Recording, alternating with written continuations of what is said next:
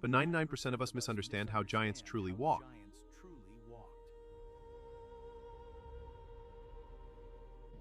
Both these colossal creatures moved with surprising, nuanced mechanics. Understanding dinosaur movement starts with bone architecture.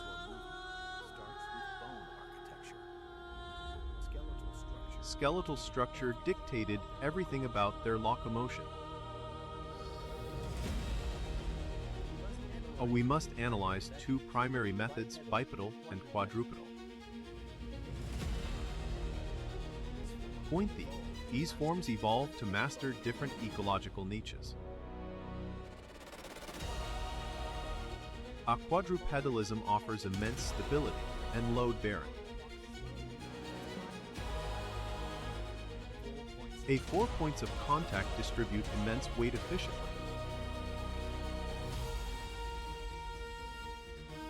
This creates a low center of gravity, reducing rotational forces. Ideal for large herbivores needing sustained, tireless travel. And now that we understand stability, let's explore agility. Bipedal locomotion unlocks speed and maneuverability advantages. The stride relies heavily on pendulum mechanics for efficiency. The massive tail acts as a crucial dynamic counterbalance system. The hip structure in bipeds is optimized for vertical support, not lateral spreading.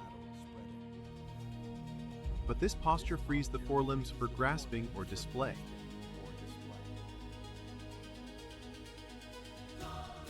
Castability versus speed, a fundamental evolutionary trade-off. In fast running, the biped experiences brief periods of flight. A powerful hind limb musculature drives the entire propulsion system. Foot placement dictates energy transfer, critical for predators. And now, let's examine the transition points, the limbs themselves. Limb proportions are crucial for determining gait speed limits. Forelimb size drastically impacts maneuverability and balance. The padding and scale structure of the feet absorb impact shocks. Maneuvering around obstacles demands rapid center of mass shifts. The head position must remain relatively stable during movement. The spine is not rigid, it flexes to enhance stride length.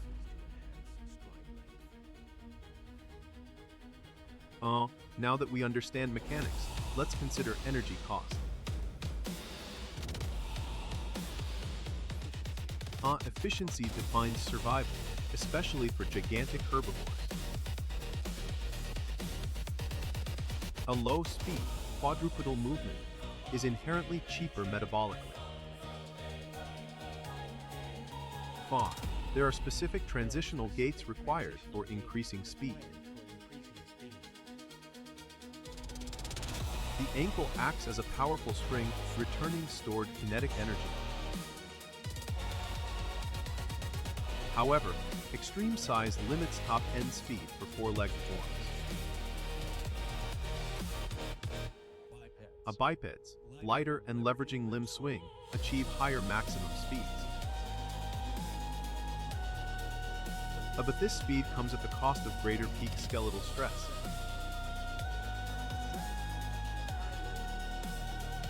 Smaller bipeds often utilize digitigrade stances for agility.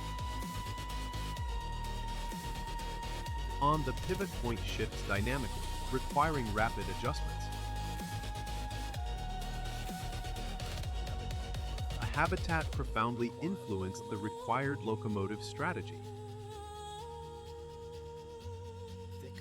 Thick undergrowth favors the wider base of four-leg locomotion. Bipeds need clear paths to fully exploit their stride advantage. Inertia management is paramount when dealing with massive inertia. Neck musculature assists in braking forces during deceleration. Bipeds must use their forelimbs or tail mass to counteract forward momentum. Different needs created diverse locomotive solutions across the dinosaur families. The composition of muscle fibers determined endurance capabilities. Weight management meant optimizing bone density versus sheer size. Substrate friction played a subtle, yet vital role in traction. But climbing required specialized techniques for both locomotion styles. Bipeds often adopted a crouched, lower center of gravity for inclines. The line between these gaits was often blurred in reality. Fossilized trackways offer the only direct, irrefutable evidence.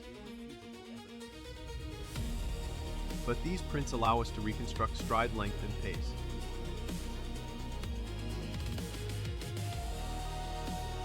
Paleontology continues to refine these complex locomotion models.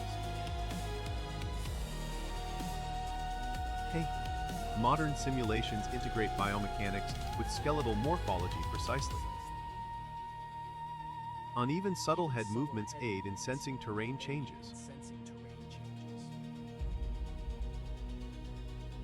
Ultimately, movement defined their success across the globe. Speed allowed evasion, stability ensured sustained feeding. Every bone, every tendon, was engineered for its purpose. Biped or quadrupedal, locomotion was life's fundamental equation. The physics of motion shaped an entire lost world.